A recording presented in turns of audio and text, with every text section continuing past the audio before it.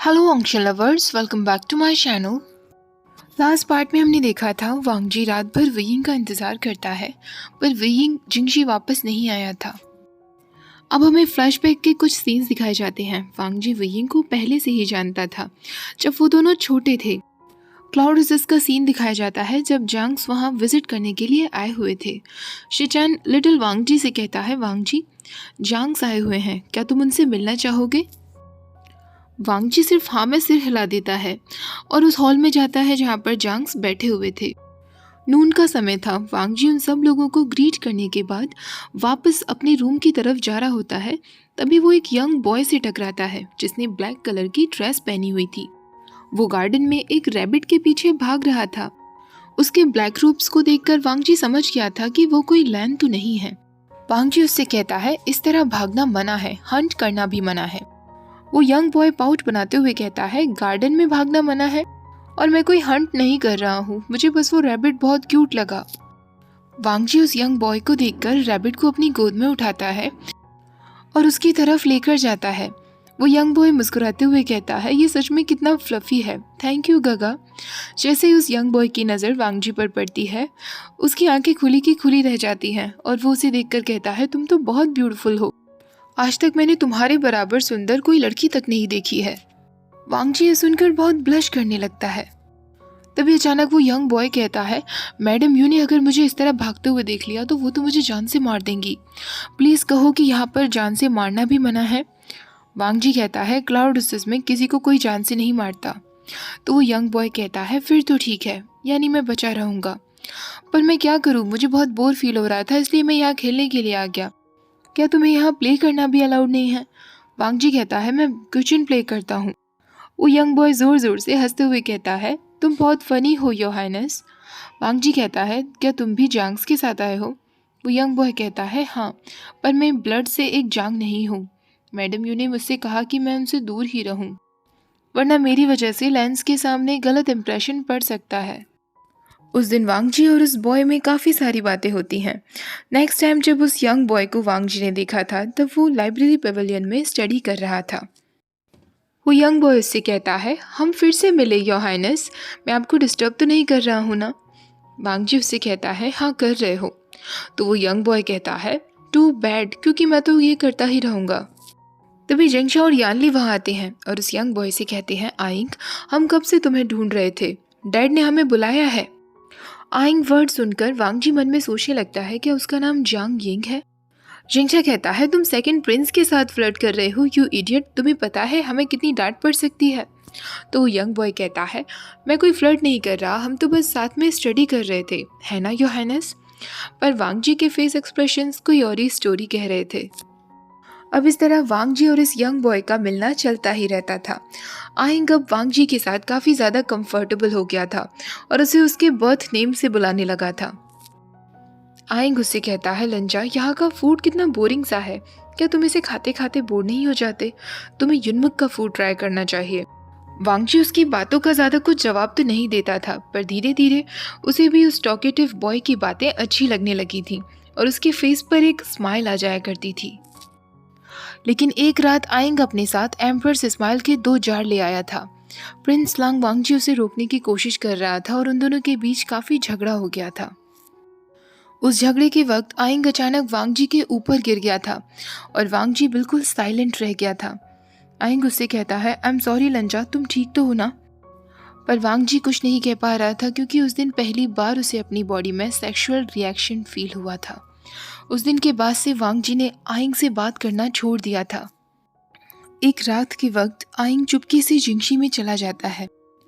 वो अपने साथ 2 बनीज लेकर आया था।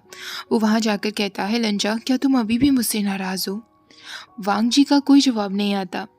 आइंग कहता है, कल मैं युनमक वापस जा रहा हूँ, मैं तुम्हें ये गुड बाय गिफ्ट देने के लिए आया था, तुम्हें बनीज पसंद है ना?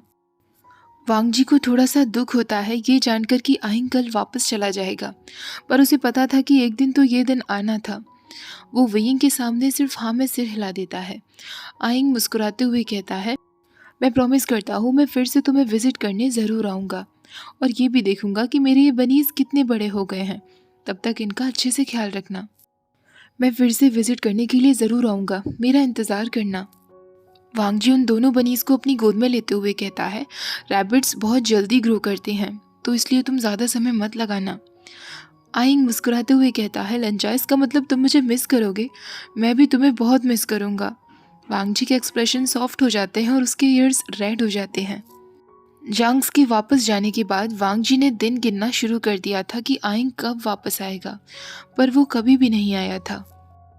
जैसे जैसे टाइम बीत रहा था, वांग जी की टेंशन भी बढ़ती जा रही थी कि आखिरकार आइंग कहाँ होगा, कैसा होगा।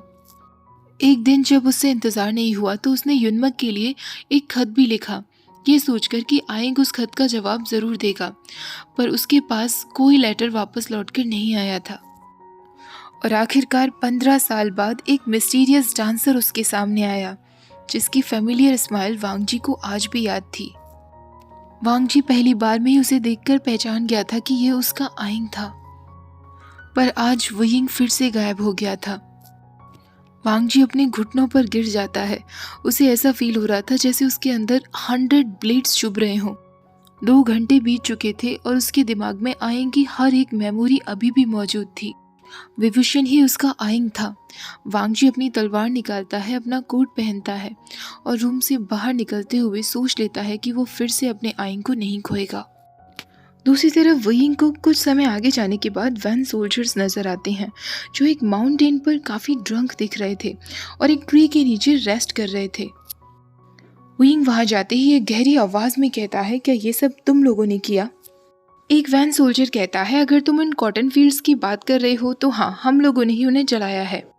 एम्परर वैन ने हमें इसका ऑर्डर दिया था, पर तुम्हें इतनी परवाह क्यों हो रही है? हमने बस वही किया जो हमें करने के लिए कहा गया, तो हमें अकेला छोड़ दो और एंजॉय करने दो। वुयिंग कहता है, तुम लोगों ने एक हम्बल फैमिली को बर्बाद कर दिया जस्ट बिकॉज तुमसे ऐसा करने के लिए कहा गया था। एक वैन सोल्जर कहता है, हाँ तो क्या हुआ, हिज मैजेस्टी जो चाहे वो करवा सकते हैं। वुयिंग कहता है, फिर तो मैं भी जो चाहूँ वो कर सकता हूँ। वो तुरंत अपनी फ्लूट उठाता है। वो जैसे ही फ्लूट बजाना शुरू करता है, चारों ओर काला धुआं इकट्ठा होता है और वो सारे वैन सोल्जर्स जमीन पर नीचे गिर जाते हैं और ऊपर नहीं उठ पाते। वुयिंग एक एक करके उन सबके पास आता है और उनमें से एक को वो पहचानता था। वो उसे देखकर कहता है, तुम तो तब भी मौजूद थे ना जब मुझे पुनर्जीवित किया गया था? जल्दी से मुझे बताओ उस दिन क्या हुआ था। वो वैन सोल्जर कहता है, हाँ मैं सब कुछ जानता हूँ कि उस दिन क्या हुआ था, पर क्या तुम सच सुन पाओगे? सच सुनने के बाद तुम रोने तो नहीं लगोगे? वुयिंग उसकी गर्दन पर तलवार रखते हुए कहता है, मुझे ज्यादा इंतजार करने की आदत नहीं है। तो वो वैन सोल्जर कहता है, जहाँ तक मुझे याद है तुम्हारी हालत बिल्कुल मरने जैसी हो गई थी। उस वक्त एक कॉन्क्यूबाइन मुशन्यु हुआ करता था जो खुद को जान से मार देना चाहता था। वो किसी तरीके का बदला लेना चाहता था, जिसके लिए उसने एक डेमन को बुलाने की कोशिश की, पर उसने तुम्हें बुला लिया। मुशन्यु के मास्टर को फर्क नहीं पड़ता था कि उसकी बॉडी में कौन है, उसे तो बस अपनी हवस के लिए बॉडी का इस्तेमाल करना था। पर उसकी बॉडी में अब तुम थे जो एक डेमोन थे। वो इंसान तुम्हें हैंडल नहीं कर पाया, पर हिज मैजेस्टी वैन रोहान के सामने तुम कुछ नहीं थे। जब उन्हें पता चला तुम्हारे बारे में तो उन्होंने सोच लिया था कि वो तुम्हें शांत कर लेंगे, पर तुमने नाक में दम कर दिया था। अगर तुम ओबीडियंट होते तो उन्हें तुम्हें इस तरह कर्ज नहीं देना पड़ता, एक ऐसा कर्ज जिससे तुम्हारी याददाश्त चली गई। वुयिंग की आंखें अब क्रिम्सन रेड हो चुकी थीं। वो उस वैन सोल्जर का गला पकड़ लेता है और उससे कहता है, क्योंकि तुम्हें न्यूज़ सुनाने में बहुत मज़ा आता है, तुम मेरे वर्ड्स अब वैन रोहान तक पहुंचा देना।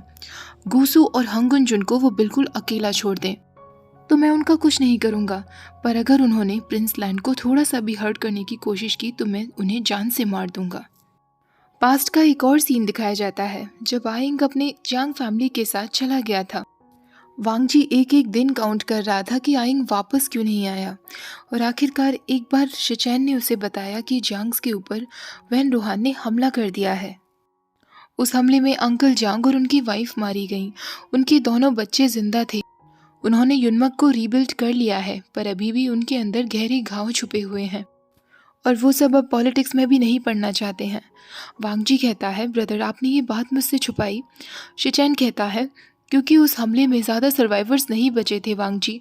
मुझे पता था कि तुम्हें उस लड़के की बहुत परवाह थी। तुम्हें हमले का पता चलता तो तुम तुरंत युनमक भागने की कोशिश करते। वांग जी को पता चल गया था कि उसके ब्रदर ने आइंग के लिए उसके मन में छुपे प्यार को साफ देख लिया था। और उस रात जब उसने वयिंग को देखा था, एक बार फिर वो शिचैन के पास आता है और उससे कहता है, वो जांग सर्वेंट जो सालों पहले मुझे मिला था, मुझे उसका नाम सिर्फ आइंग पता था। उसका नाम विभूषण है ब्रदर। शिचैन की आंखें खुली की खुली रह जाती हैं और वो वांगजी से पूछता है, क्या तुम श्योर हो? वांगजी कहता है, हाँ ब्रदर, ये वही है, पर इसे कुछ भी नहीं याद है।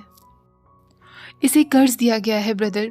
मुझे कोई ना कोई तरीका ढूंढना होगा जिससे इसका कर्ज टूट सके। उसे सारी बातें याद आनी चाहिए। शिचैन कहता है, पर वांगजी तुम्हें पता है ना इसमें खतरा है। तो वांगजी कहता है, ब्रदर मैं वयिंग के लिए कुछ भी करूँगा। अगला सीन युनमक का दिखाया जाता है जिसमें जेंगछा अपने सारे डिसिपल्स के साथ ट्रेनिंग फील्ड्स में था। अचानक से एक डिसिपल उसके पास भागता हुआ आता है और उससे कहता है, योर मैजेस्टी, गुसुलैंड प्रिंस आपसे मिलने के लिए आए हैं। जेंगछा कहता है, हांग कुनचुन, वो इस तरह बिना किसी अनाउंसमेंट के क्यों आए हैं? डिसिपल कहता है, उन्होंने रिक्वेस्ट की है कि वो आपसे और जांग यानली से मिलना चाहते हैं। जेंगछा वांगजी को हॉल में बुलवाता है। जांग यानली को भी बुलवाया जाता है। वांगजी जेंगछा को ग्रीट करता है तो जेंगछा उससे कहता है, आप बिना किसी अनाउंसमेंट के यहाँ आए हैं प्रिंस लान, तो ज़रूर कोई इम्पोर्टेंट बात आपको करनी होगी। क्या हम डायरेक्ट पॉइंट पर आ सकते हैं? वांगजी पहले यानली की तरफ देखता है, फिर वो जेंगछा की तरफ देखता है और उसके बाद कहता है, आपका भाई जिंदा है। जेंगछा और यानली बिल्कुल शॉक्ड रह गए थे। उनकी आंखों में पेन भी दिख रहा था। जेंगछा कहता है, ये तुम क्या बकवास कर रहे हो? मैंने खुद अपने हाथों से उसकी बॉडी को दफनाया था। वांगजी कहता है, हाँ, आपने उसकी बॉडी को दफनाया था, पर उसकी आत्मा बहुत लंबे समय पहले ही वापस आ चुकी थी। जेंगछा कहता है, ये तुम क्या बोले जा रहे हो? यानली जेंगछा को शांत करती है और वांगजी से कहती है, हांग कुनचुन, इन सालों में मैंने आपके बारे में हमेशा अच्छाई ही सुनी है। आप एक ऑनरेबल मैन हैं और आपकी आंखों से भी लग रहा है कि आप झूठ नहीं कह रहे हैं। क्या आप प्लीज़ हमें पूरा सच बताएंगे? वांगजी हाँ में सिर हिला देता है। गुसू के सई टाउन में मिड ऑटम फेस्टिवल फाइनली आ चुका था। सई टाउन के लोग जिसका इंतज़ार कर रहे थे, फाइनली किंग वहाँ पर अपना अपीयरेंस देने वाले थे। वयिंग को खुद नहीं पता था कि वो उस वक्त वहाँ क्या कर रहा था, क्योंकि ये काफ़ी रिस्की था। उसके लिए नहीं बल्कि दूसरों के लिए। वो दूसरों के लिए फ़िलहाल एक खतरा बन चुका था। वैन रोहान के कर्ज की वजह से उसके अंदर डार्क एनर्जी भर चुकी थी, पर फिलहाल वो गुसू में उस बुक को लेने के लिए आया था जिसे वैन रोहान चाहता था, इससे पहले कि वैन रोहान के हाथों वो लग जाए और वो पूरी दुनिया को डेमोनिक कल्टीवेशन से भर दे। वयिंग उस बुक को चुरा लेना चाहता था और उसे डिस्ट्रॉय कर देना चाहता था, चाहे इसके लिए उसे लांगवांगजी का दिल एक बार फिर से क्यों ना तोड़ना पड़े। हालांकि यह सोचने भर से ही उसका दिल एक अनबेरेबल सैडनेस से भर चुका था, पर अब बहुत देर हो चुकी थी। अपने अपीयरेंस को छुपाए वो सही टाउन की उस भीड़ में से चुपके से पैलेस की तरफ जा रहा था। दूसरी तरफ किंग की एंट्री हो चुकी थी। सब लोग उसकी तरफ प्यूनी फ्लावर्स फेंक रहे थे। वयिंग जब चुपके चुपके उस क्राउड में से निकलकर जा ही रहा था, अचानक लैन शिचैन अपनी फ्लूट पर एक म्यूजिक प्ले करना शुरू कर देता है जो एक मेलोडी की तरह था। ये मेलोडी उसे लांगवांगजी के गुचिन की याद दिला रही थी। वयिंग की आंखें अचानक से वाटरी हो गई थी। इस वक्त वो वांगजी को बहुत मिस कर रहा था, उसके साथ होना चाहता था। वो नहीं चाहता था कि वांगजी उससे नफरत करे। दूसरी तरफ लांगवांगजी युनमक से फुल स्पीड में वापस लौट रहा था। उसे पता था कि आज उसके ब्रदर्स की सेरेमनी थी, पर कहीं ना कहीं आज उसे युनमक में होना ज़्यादा इम्पोर्टेंट लग रहा था, क्योंकि वयिंग के भाई बहनों को उसके बारे में पता होना चाहिए था। जल्दी ही वो सई टाउन पहुंच चुका था। उसने अपने ब्रदर को भी स्पॉट कर लिया था जो काफ़ी सारे भीड़ के बीच खड़े थे। काफ़ी सारे गार्ड्स, कुछ डिसिपल्स जिनमें सिचुई और लाइन जिंगई भी थे, वो आसपास वहीं खड़े हुए थे। पर वो वहाँ नहीं रुकता। वो अपनी तलवार से उड़ते हुए बैक माउंटेन्स की तरफ आ जाता है, जहाँ उसे एक फैमिलियर एनर्जी का एहसास हो रहा था। वो पूरी जगह को स्कैन करने लगता है, उसे लोकेट करने की कोशिश करता है, पर तभी उसे याद आता है एक बार पहले भी विभूषण अपनी टेक्निक्स का इस्तेमाल करके वांगजी से छुपने की कोशिश कर रहा था। वांगजी वयिंग को ढूंढने के लिए आज भी बिल्कुल वैसा ही करता है जैसा उसने उस दिन फॉरेस्ट में किया था। वो अपनी आंखें बंद कर लेता है और अपनी सराउंडिंग्स पर फोकस करता है। उसकी हार्ट बीट्स एकदम बढ़ जाती हैं। वो उस जगह कदम रखना शुरू कर देता है जहाँ जहाँ भी उसका दिमाग उसे ले जा रहा था। और फाइनली माउंटेन के बिल्कुल फीट पर आकर उसे वे विशन मिल जाता है। उसके हाथ में एक बुक थी। वांग जी उससे कहता है, विभूषण तुम क्या कर रहे हो? वोइंग अपने हाथ में उस बुक को ऊपर उठाते हुए कहता है, योहानस मैं इस बुक को अपने साथ ले जा रहा हूँ। वांग जी उससे कहता है, ये एक हीलिंग बुक है विभूषण, तुम्हें पता है कि इसके अंदर क्या है, तुम इसे अपने साथ नहीं ले जा सकते। वोइंग कहता है, मुझे अच्छे से पता है कि ये बुक कितनी पावरफुल है, इसके इस्तेमाल से कोई भी डिमोनिक कल्टीवेशन का यूज़ कर सकता है और उसका फ़ायदा उठा सकता है, इसलिए मैं इस बुक को अपने साथ ले जा रहा हूँ, इससे पहले कि ये खतरा बन जाए। तभी वांग जी पूछता है, तुम इस बुक को वैन रोहान के लिए ले जा रहे हो? वोइंग थोड़ा हेजिटेट करता है पर तुरंत हाँ में सिर हिला देता है। वांग जी को बिल्कुल ऐसा लगता है जैसे एक झटके में उसकी दुनिया ही बदल गई हो। क्या वोइंग का शुरुआत से ही ये प्लान था? वोइंग को ऑलरेडी इस बुक के बारे में पता था, इसलिए वो गुस्सा आया था। जानबूझकर उसने ऐसी हरकतें की जिससे उसे रॉयल फैमिली की अटेंशन मिल सके। वोइंग उसके फेस को अवॉइड करते हुए कहता है, वांग जी यहाँ से चले जाओ, इससे पहले कि मैं तुम्हें हर्ट कर दूं। अपने भाई के पास चले जाओ। उसके मुंह से ब्लड निकलने लगता है। ऐसा लग रहा था जैसे वो खुद को कंट्रोल कर रहा था और ये कर्ज उसे अंदर ही अंदर खाए जा रहा था। वांग जी ऐसी हालत में वोइंग को अकेला नहीं छोड़ सकता था। चाहे वोइंग के दिल में उसको लेकर कुछ भी क्यों ना हो, पर वोइंग के दिल में काइंडनेस थी। वैन रोहान ने उसे ऐसा बना दिया, वरना वो ऐसा कभी भी नहीं होता। वांग जी अपना हाथ वोइंग के हाथों पर रखते हुए कहता है, मुझे अपनी मदद करने दो। पर वोइंग तुरंत उसका हाथ हटा देता है और उससे कहता है, मैंने कहा ना यहाँ से चले जाओ। क्या तुम नहीं देख सकते कि मेरी कोई मदद नहीं कर सकता? मेरे बारे में भूल जाओ। वांग जी फोर्सफुली उसके शोल्डर्स को पकड़ते हुए कहता है, विभूषण इस कर्ज का सॉल्यूशन मिल सकता है। तभी वैन रोहान और वैन जूलियो वहाँ पेयर होते हैं। वैन रोहान कहता है, विभूषण तुमने बहुत अच्छा काम किया है माय चाइल्ड। उन दोनों को देखकर वांग जी तुरंत अपनी बीचें निकाल लेता है। वोइंग कहता है, आप दोनों यहाँ क्या कर रहे हैं? वैन रोहान कहता है, मुझे माफ़ करना, पर मैं पावरफुल हांगुन जुन को जान से मारने के लिए अकेला तुम्हें नहीं छोड़ सकता था। ये कितना डेंजरस होता है ना। ये सुनने के बाद वोइंग तुरंत घबराते हुए वांग जी के एक्सप्रेशंस की तरफ देखता है। वांग जी बहुत ज़्यादा शॉक्ड दिख रहा था। वोइंग तुरंत कहता है, नहीं ये सच नहीं है वांग जी। इससे पहले वो कुछ और कहता, वो और भी ज़्यादा ब्लड कफ कर देता है। वांग जी उससे कहता है, तुम्हें मुझे जान से मारने के लिए भेजा गया था? वोइंग उसकी तरफ देखता है। उसके फेस पर पेन साफ दिख रहा था। वो शर्म की वजह से अपनी आंखें टाइटली बंद कर लेता है। वांग जी बिल्कुल अनटेंस्ड दिख रहा था, जैसे उसके अंदर से सारे इमोशंस जा चुके हों। उसकी आंखें तुरंत कोल्ड हो जाती हैं। वैन जूलियो उस पर हमला करने के लिए आगे बढ़ता है, पर वांग जी अपनी तलवार से तुरंत उसका हमला ब्लॉक कर देता है। वैन जूलियो एक बार फिर उस पर अटैक करता है, पर इससे पहले वांग जी इस बार अपनी तलवार से ब्लॉक कर पाता, वोइंग उस पर अपनी तलवार से हमला कर देता है और उससे कहता है, अगर तुमने उसे टच किया तो मैं तुम्हें जान से मार दूंगा। ये देखकर वैन रोहान भी अपनी तलवार निकाल लेता है और वोइंग से कहता है, तुम्हारी इतनी हिम्मत, क्या इस तरह तुम अपना कर्ज चुका रहे हो?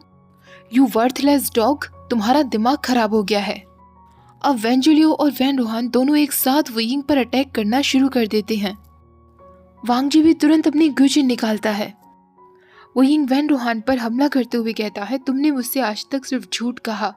तुमने मुझे ये विश्वास दिलाया कि तुम मेरा ख्याल रखते आ रहे हो, बल्कि तुम तो मेरा इस्तेमाल करते आ रहे थे। ऐसा कहकर वो वैन रोहान के स्टमक पर हमला कर देता है और उसकी पूरी बॉडी से खून बहने लगता है। वैन रोहान कहता है, डिमोनिक कल्टीवेशन की वजह से तुम्हारा दिमाग खराब हो गया है। ये सब तुमसे किसने कहा? मैं आज तक तुम्हारा ख्याल रखते आया हूँ। वोइंग कहता है, वो सोल्जर्स जिन्हें तुमने उस कॉटन फील्ड को चलाने के लिए भेजा था, वो सब कुछ सच बता चुके हैं। किस तरह तुमने मेरी मेमोरी को इरेज किया, मुझे धोखा दिया, मेरा इस्तेमाल किया और मुझे कर्ज दिया। वैन रोहान कहता है, ये तुम क्या नॉनसेंस बोले जा रहे हो? तुम पागल हो गए हो विभूषण। वोइंग कहता है, हाँ मैं हो चुका हूँ पागल, और यही तो तुम मुझे बना देना चाहते थे ना। वोइंग एक लास्ट अटैक वैन रोहान की नेक और उसकी चेस्ट पर करता है और वैन रोहान वहीं गिर जाता है।